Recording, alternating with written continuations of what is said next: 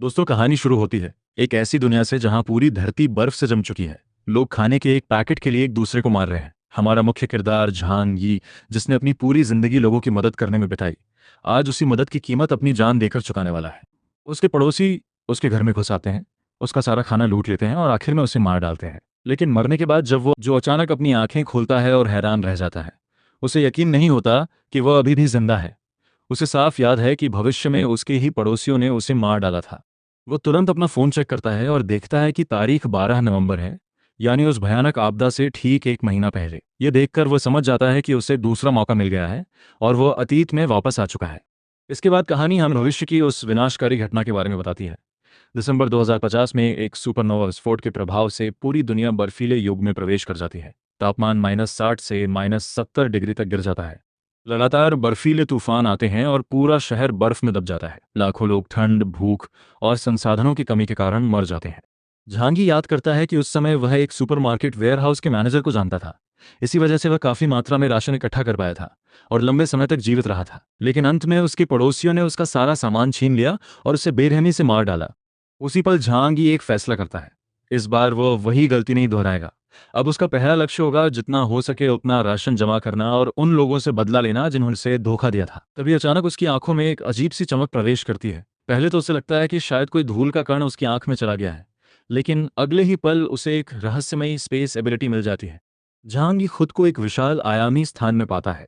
उसे तुरंत समझ आ जाता है कि यह एक स्टोरेज स्पेस है जहां वो अनगिनत संसाधन जमा कर सकता है। ये शक्ति पाकर वो बेहद खुश हो जाता है। उसे याद आता है कि उसके सुपरवाइजर के नियंत्रण में वॉलमार्ट के दक्षिण चीन क्षेत्र का एक विशाल वेयरहाउस है। वह सोचता है कि अगर वो उस वेयरहाउस का सामान हासिल कर ले तो उसे भविष्य में संसाधनों की कोई चिंता नहीं रहेगी। लेकिन राशन जमा करने से पहले वो एक और काम करने का फैसला करता है।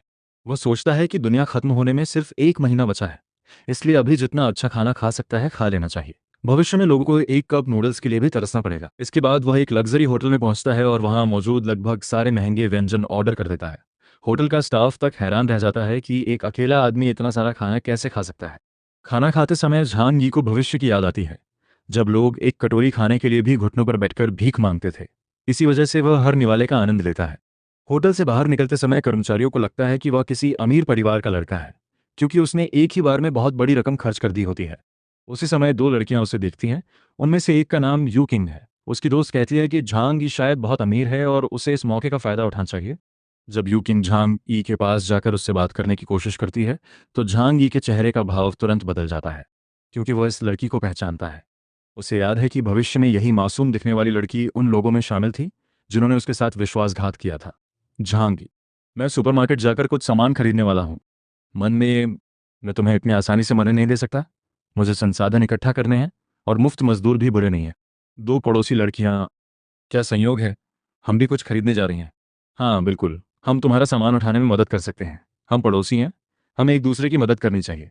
शॉपिंग सेंटर में लड़की, झांगी तुम इतना सारा सामान क्यों खरीद रहे हो?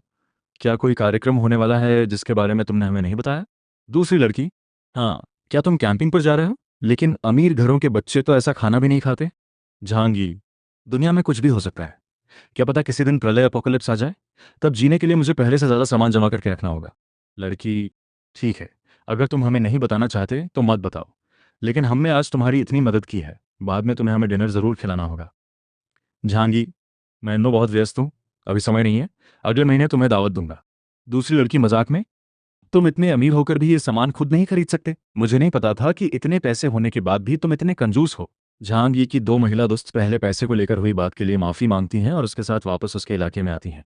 जहांगीर अंदर ही अंदर सोचता है कि इस बार वह अपने पिछले जीवन में उसे मारने वाले पड़ोसियों से बदला लेगा, इसलिए वह खाने पीने का सामान जमा कर रहा है। सुपरमार्केट में उसने बड़ी मात्रा में राशन खरीदा होता है। लोग उसकी खरीदारी देखकर हैरान हो जाते हैं।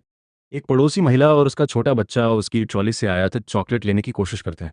जहांगीर साफ मना कर देता है क्योंकि वह चॉकलेट अपने लिए रखना चाहता है। बच्चा गुस्से में चॉकलेट छीनने की कोशिश करता है और रोने चिल्लाने लगता है। पड़ोसी महिला जहांगीर को डांटती है और कहती है कि वह एक बच्चे से क्यों लड़ रहा है, सिर्फ एक चॉकलेट ही तो है। वह बाद में पैसे देने का वादा करके चॉकलेट मांगती है, लेकिन जहांगीर मना कर देता है और कहता है कि अभी पैसे दो या खुद जाकर खरीदो। महिला अपनी पहचान और रुतबे का हवाला देकर उसे धमकाती है कि वो उससे बदला लेगी। जहांगीर उसकी धमकियों की परवाह नहीं करता और वहां से चला जाता है। घर पहुंचकर उसकी दोस्तें उससे अगली बार खाने की दावत मांगती हैं और विदा ले लेती हैं। अंत में झांग ही अपने विशेष स्पेस बाय स्टोरेज पावर का इस्तेमाल करके खरीदा हुआ सामान उसमें जमा करने लगता है और सोचता है कि आने वाले समय के लिए ये सबसे सुरक्षित तरीका होगा। इसलिए वो अपनी तैयारी की सूची बनाता है, खाना, दवाइयाँ, गर्म रहने के साधन, घर की सुरक्षा और हथियार। वो सोचता है कि चाकू, कुल्हाड़ी, क्रोबार और धनुष जैसे हथियार तो आसानी से मिल सकते हैं, लेकिन आधुनिक हथियारों का इंतजाम कैसे होगा। फिर वो खुद को शांत करते हुए कहता है कि अभी उसके पास 1 महीना है, इसलिए पैसों का इंतजाम करके वो कोई ना कोई तरीका जरूर ढूंढ लेगा। अगले दिन वो अपने रहस्यमयी स्टोरेज स्पेस की जांच करता है। वो उसमें मछली, मांस और सब्जियां रखकर देखता है। कुछ समय बाद उसे पता चलता है कि खाना बिल्कुल ताज़ा है और खराब नहीं हुआ है। इससे उसे समझ आता है कि यह स्पेस चीज़ों को लंबे समय तक सुरक्षित रख सकता है। ये खोज उसके लिए बहुत बड़ी खुशखबरी साबित होती है। तभी उसके दिमाग में एक नया विचार आता है। वो सोचता है कि अगर ताज़ा खाना सुरक्षित रह सकता है तो तैयार भोजन भी सुरक्षित रह सकता है। इसीलिए वो एक बड़े होटल में फ़ोन करता है और होटल मैनेजर से 3 दिन तक चलने वाले विशाल भोज की व्यवस्था करने को कहता है। मैनेजर उसे बताता है कि 500 टेबल वाले इस भोज का खर्च 10 लाख युआन से भी ज़्यादा आएगा और पहले 2 लाख युआन एडवांस जमा कराने होंगे। झांग वही बिना झक पैसे ट्रांसफ़र करने के लिए तैयार हो जाता है, क्योंकि उसे पता है कि 1 महीने बाद पैसा किसी काम का नहीं रहेगा, लेकिन अभी सामान खरीदने के लिए उसकी ज़रूरत है। इसके बाद वो अपने माता पिता द्वारा छोड़े गए घर को गिरवी रख देता है और अपनी सारी बचत भी जोड़ देता है। फिर भी उसके खाते में केवल 60 लाख युआन ही बचते हैं। वो हिसाब लगाता है कि 10 लाख भोज पर खर्च होंगे, बाकी पैसे घर को किले की तरह मजबूत बनाने, दवाइयाँ खरीदने और अन्य ज़रूरी सामान जुटाने में लग जाएंगे। लेकिन इतना सब करने के बाद भी उसे लगता है कि उसके पास पर्याप्त धन नहीं है। तभी अचानक कोई उसके पास आकर पूछता है, भाई क्या तुम्हें पैसों की ज़रूरत है? झांग वेई को पैसों की सख्त ज़रूरत थी। तभी एक आदमी उसके पास आया और बोला, क्या तुम्हें पैसे चाहिए? बैंक से लोन लेना मुश्किल है, तो हमारी कंपनी से कोशिश क्यों नहीं करते? झांग वेई के चेहरे पर हल्की मुस्कान आ गई। उसे समझ आ गया कि जाल खुद उसके पास चलकर आया है। उसने तुरंत कहा, मुझे लाखों नहीं, करोड़ों चाहिए। वह आदमी उसे अपनी लोन कंपनी में ले गया और मैनेजर से मिलवाया। मैनेजर ने पूछा, कितना पैसा चाहिए?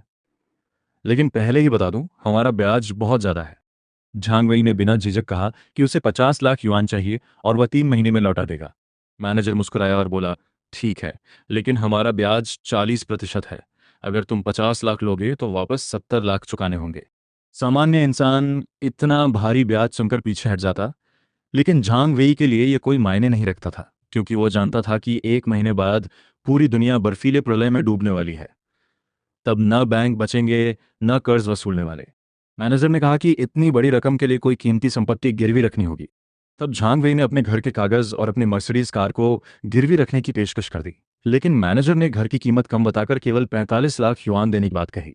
झांग वेई ने तुरंत नाटक शुरू कर दिया। वह बेचैन होने का दिखावा करते हुए बोला, मुझे आज ही पैसों की जरूरत है, 45 लाख ही दे दो, मैं फिर भी 70 लाख वापस कर दूंगा। मैनेजर और उसका आदमी लालच में आ गए। उन्हें लगा कि उनके हाथ बहुत बड़ा शिकार लग गया है। आखिरकार उन्होंने झांग वेई को 40 लाख युआन का लोन मंजूर कर दिया। कॉन्ट्रैक्ट साइन होते ही पैसे उसके अकाउंट में ट्रांसफर हो गए। कंपनी से बाहर निकलते हुए झांग वेई मन ही मन हंसा। ये दोनों खुद को बहुत चालाक समझ रहे हैं, लेकिन असल में मुझे मुफ्त के पैसे दे रहे हैं। 1 महीने बाद जब प्रलय आएगी, तब इन्हें अपना पैसा वापस मांगने का मौका ही नहीं मिलेगा। अब उसके पास अपने अगले बड़े प्लान के लिए पर्याप्त पैसा था। उसने तुरंत चीन की सबसे बड़ी सिक्योरिटी कंपनियों में से एक वार ड्रैगन सिक्योरिटी कंपनी का रुख किया। पिछले जन्म में उसने सुना था कि इसी कंपनी ने एक अरबपति के बेटे के लिए ऐसा सुरक्षित बंकर बनाया था जो प्रलय के दौरान भी पूरी तरह सुरक्षित रहा था। इसलिए जैसे ही वह वहां पहुंचा, उसने मैनेजर से हाथ मिलाते हुए कहा, मुझे एक ऐसा सेफ हाउस चाहिए जो आने वाले प्रलय को भी झेल सके।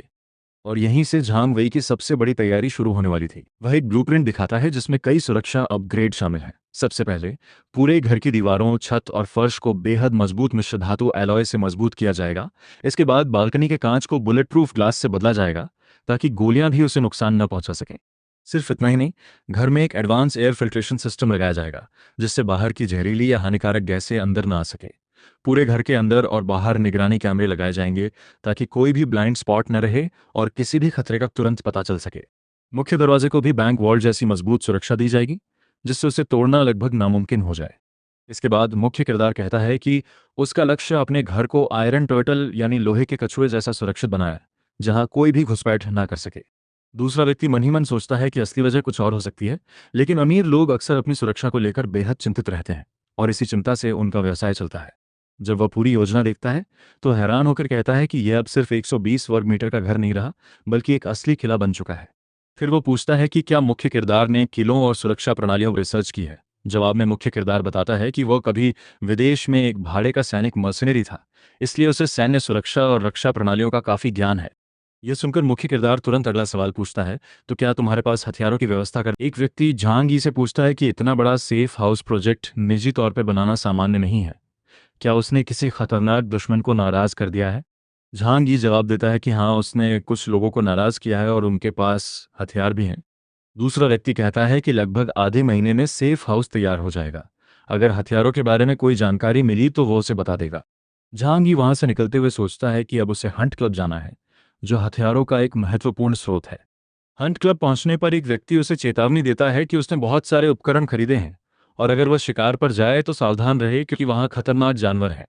वह व्यक्ति कहता है कि उसने अपने कई दोस्तों को बुलाया है और झांग यी द्वारा दिए गए सामान का इस्तेमाल करके अपने कौशल दिखाएगा। झांग यी अपनी कार में बैठकर सोचता है कि उसने पहले ही हंटर लाइसेंस प्राप्त कर लिया था, इसलिए अब उसके पास धनुष, क्रॉसबो और शिकार के उपकरण होने पर भी कोई सवाल नहीं उठाएगा। बाद में झांग यी एक गोदाम के बाहर पहुंचता है। वहां मौजूद लोग कहते हैं कि इतनी सारी चीजें अंदर भेजने के लिए मालिक की अनुमति चाहिए और वे किसी को भी ऐसे अंदर नहीं जाने दे सकते। झांग यी कहता है कि ये लोग उसके लिए खाना डिलीवर करने आए हैं, इसलिए इन्हें अंदर जाने दिया जाए। लोग हैरान हो जाते हैं कि ऐसा कौन सा खाना है जिसे पहुंचाने के लिए दर्जनों ट्रकों की जरूरत पड़ गई। फिर कई ट्रक अंदर आते दिखाई देते हैं। कुछ लोग अनुमान लगाते हैं कि शायद झांग यी सैकड़ों लोगों के लिए दावत आयोजित करने वाला है। दूसरे लोग कहते हैं कि इतनी बड़ी दावत पर लाखों डॉलर खर्च होंगे और झांग यी अपनी दौलत छिपाने में बहुत माहिर है। एक लड़की यह सोचती है कि अगर झांग यी सच में किसी अमीर परिवार से है तो उसे किसी भी तरह झांग यी को अपने प्रति आकर्षित बनाए रखना होगा। इसके बाद झांग यी ट्रकों को निर्देश देता है कि सारा सामान गोदाम के अंदर पहुंचा दिया जाए, क्योंकि उसने पहले ही वहां के प्रभारी व्यक्ति से बात कर ली है।